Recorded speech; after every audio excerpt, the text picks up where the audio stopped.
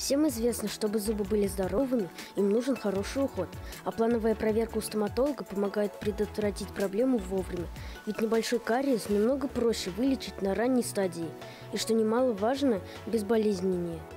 Что только не делали люди, чтобы защитить свои зубы. Они заделывали их серебром, воском, золотом. Теперь же есть разные способы лечения. И даже удаление зуба можно сделать без боли. Но стоит помнить, что зубы – это не грибы, которые вырастут после дождя. Куда важнее сохранять в целости свои.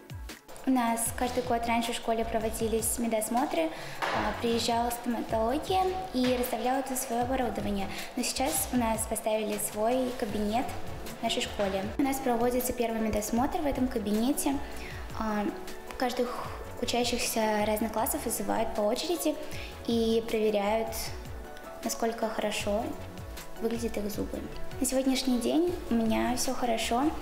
Я прошла медосмотр, и мне сказали, что с моими зубами все в порядке. Ну что, Диана, больно было? Нет, ничего не сделали, просто провели осмотр. Ежедневный уход за своими зубами – единственное и верное средство от заражения кариесом.